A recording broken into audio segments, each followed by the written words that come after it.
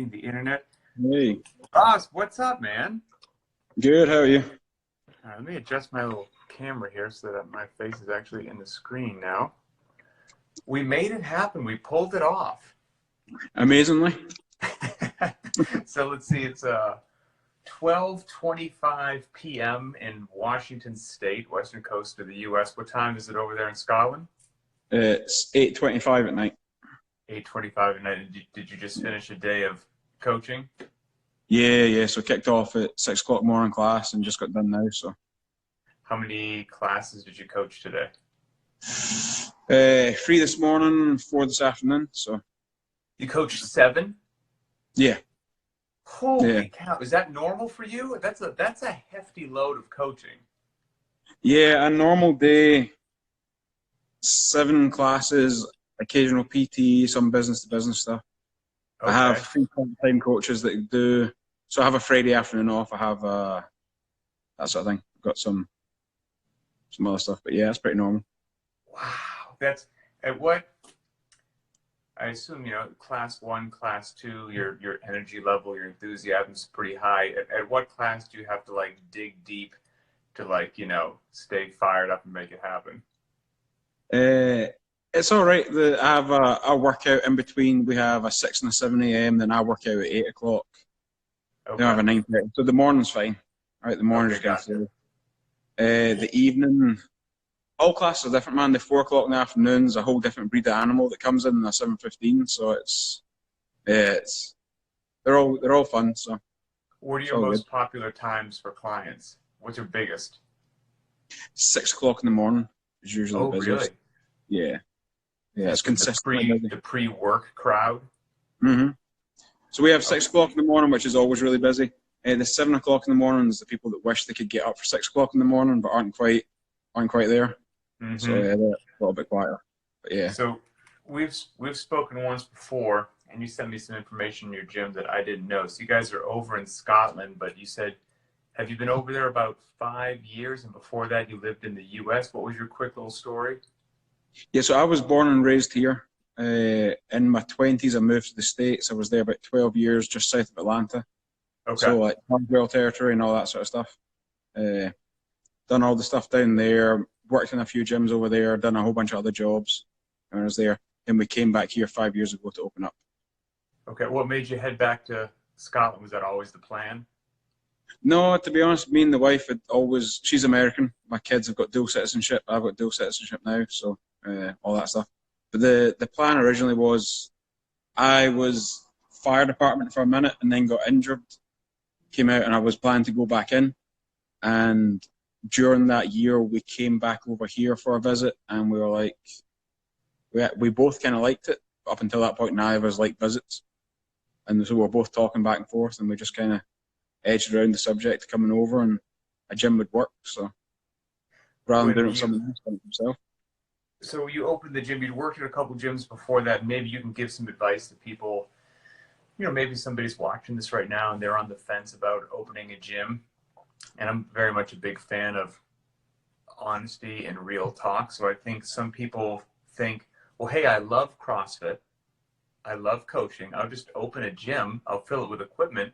People will show up and Yeah, life will be amazing, right? If you build it, they will come. I don't think a lot of yeah. people realize how challenging, it's also rewarding, but how challenging it is to actually open the doors of an affiliate and get some folks in there. So what was your experience with beginning the gym to getting into where you are now? So we done all the affiliation process when we were still in the States. We didn't have a location. We didn't even know what city we were going to be in. There's 3 cities right next to each other. And so if we landed in one, we might not have got a space in the other one. So we couldn't call it by the name of the location. At that point, you could have done CrossFit in the city name because they're small enough cities. I don't think you can do that now with affiliation. I think Right, names are pretty correct, strong. correct. So we just had to pick a random Scottish name that kind of worked. So the Caber's the log they throw in the Highland Games. Okay. So we picked that name, affiliated. I came over on Thanksgiving 2014. We secured the space about 2 weeks later, and we opened the doors January 2nd of 15. And So, 100 people just walked right in. oh yeah, it was beating beating people off with a stick.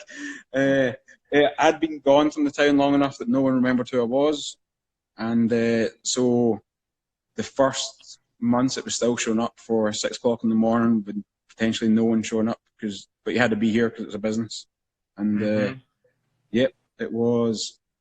Knowing now, I wish I'd spent more time developing business skills before opening. The first few years was mainly focused on developing business skills so that I could actually, I knew enough that I was wanting to build a business, not just a job. Right. I knew that my health was going to suffer for the first while. I knew I knew I wasn't going to get to work out. Everyone thinks that you in a gym, you can work out all the time. And it doesn't quite work out like that. So yeah, I kind of knew going into it was going to be like that. But yeah, getting the systems in place for a business to make it where things would happen rather than just being reacting to things is one of the biggest things I would learn from it. So how did you get your first clients in the door, and how have you continued to get clients in the door?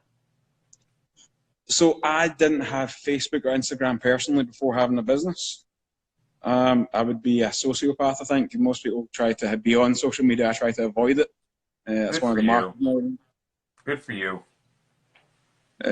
So open the business pages when we're in the process of doing the build out, get the equipment installed, just starting doing idiotic posts, things that actually nowadays I'd look back and cringe at in the sense of can't believe those things actually work to get people to come in the door.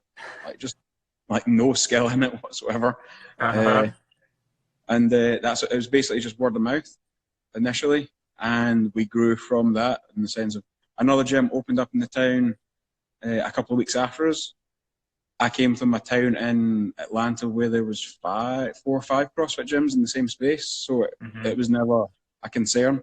It was a case of they do it this way. It's not right or wrong. It's just a different approach to it. We do it this way. So I was always very open when people came in. You might love CrossFit, but you might not like it at CrossFit Caber. You might prefer it at the other one. Totally fair. Yeah, so I think just the general approach in that sort of sense of just being open with people as well, that this is what we do, this is why we do it, this is why you might not like it. Every gym's got their own style, so what would you say, what was your style when you opened the gym, and has that evolved? It's not necessarily evolved, but I think we've refined the service we provide and the way that we'll do it better now, and obviously what we've done back then. But we've always been interested in the original like CrossFit methodology of one workout a day, use it to go and build fitness elsewhere. That's what I think. It was like pre-bulk days rather than it being about the games and the money and all that sort of stuff. It was very much a case of be better for life.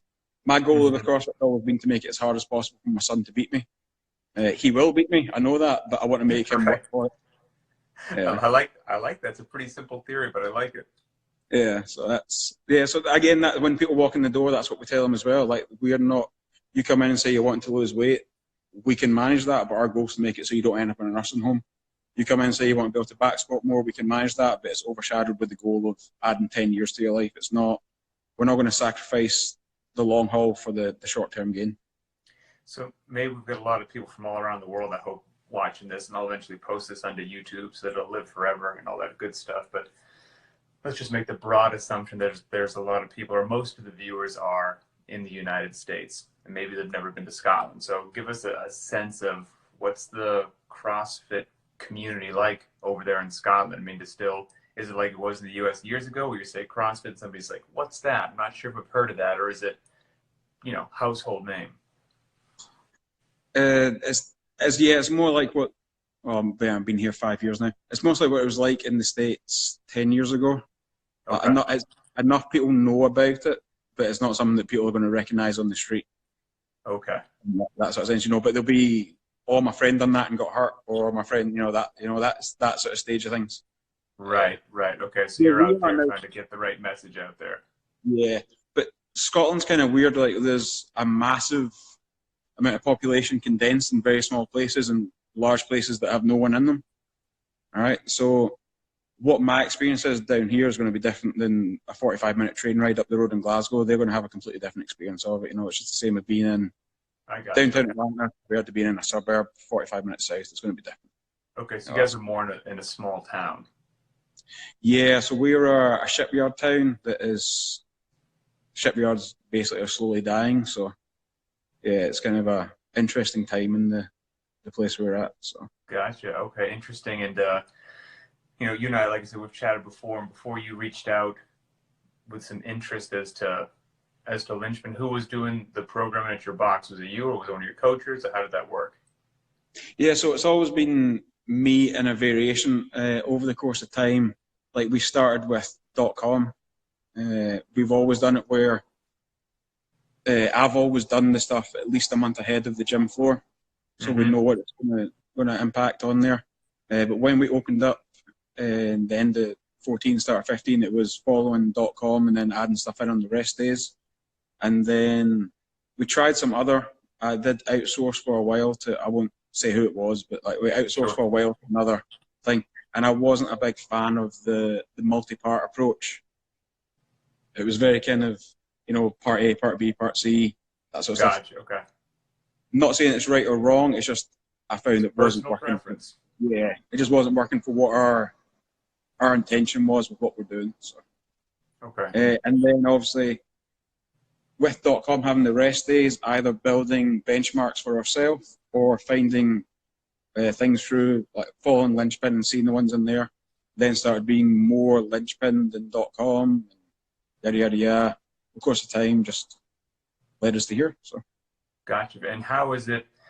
So you've been following for a while, which, by the way, thank you for the support. Love it. And how has it been? I mean, I guess if you were a one workout a day gym from the get-go, maybe it wasn't a big shock for your members, or do you still have members that think one workout's not enough? You need to give them that same message that, hey, trust the process, intensity, it's not volume. And what's the vibe like with one workout a day at your gym? Yeah, it's that. It's going to be the convincing new people as they come in, and then once they've been in for a little while, they kind of pick up on it. We get a decent number of ex-rugby players coming in, so they're used to just being hammered hard, back all the time, and then them getting a little bit of time to realise that, I don't need to feel like I've been hit by a train all the time is actually good. Right? So there's that side of things. Yeah, the always failing and always maxing out on everything, that's a mindset with stuff. But the other thing we get is there's a lot of fitness classes people would do back to back. They would go to 3 hours of classes after work and think that was going to, well, I do 15 hours of training a week, why am I not getting better? Because you're doing 15 hours of training a week, that's why you're not doing it. So yeah, exactly. So I saw a question roll through from somebody, which is, so your affiliate is one of the affiliates, we've got to follow the Linchpin private track, use that for your members, and anybody who follows Linchpin knows that we have a rest day every Thursday and every Sunday. But obviously the overwhelming majority of affiliates around the world don't close their doors on Thursday. So every Thursday, you need to come up with something to fill that day. What does your affiliate do on Thursdays? Yeah, so that's one of the things that we've just kind of hit, in the sense of up until September, we were a 7-day affiliate, so we were Monday through Sunday. Right, so we were kind of blending Linchpin and .com and then some of our own benchmarks, that sort of stuff. In September, we dropped the Sunday classes. They were really low attended. We took 2 classes off a Sunday and added 3 classes into the week. Okay. So we actually gave more classes to the clients, or more options for classes during the week for them. But it allowed us, like you're saying, we just had that one day to fill in now, rather than it being kind of mismatch, that sort of stuff. So it's blending stuff from, because we're a month ahead, I do the workouts a month ahead. Okay. Knowing kind of what it's going to feel like, it's easy enough to fill in our benchmarks, fill in .com stuff, fill in other stuff, move things around.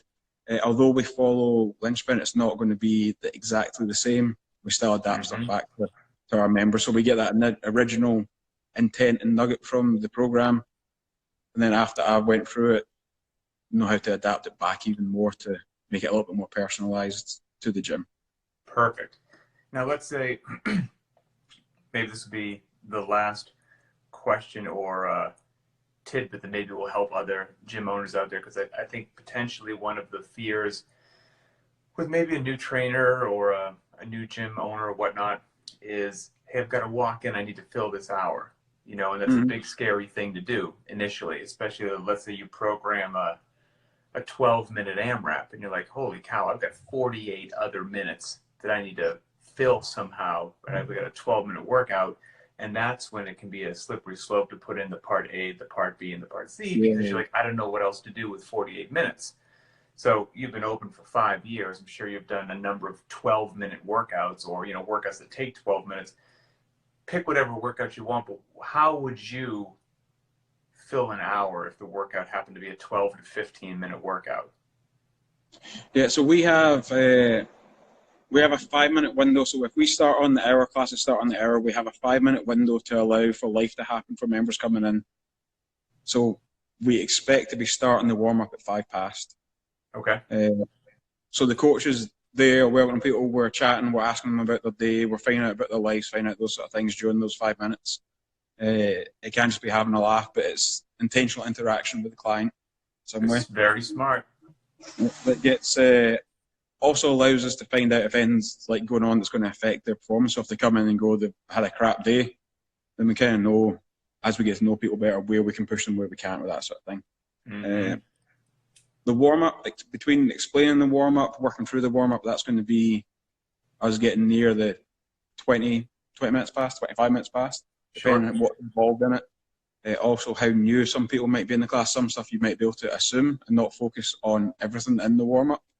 Like, we don't necessarily need to hit everything on the air squat every single time it comes up. If it's people that are experienced with it, we can focus on more of the complex stuff. If it's someone that's newer, then it's going to take longer. So we kind of factor that's going to take that time. We actually personalise mobility and skill work. So when the person comes in the door, one of the first things we do is a mobility screening assessment.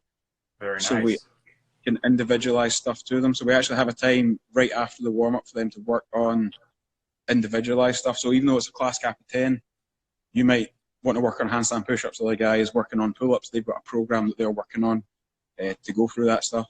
I like that. Give them about 10 minutes for that. We used to do that when we first opened at the end of class. Like we do the mobility and stuff at the end.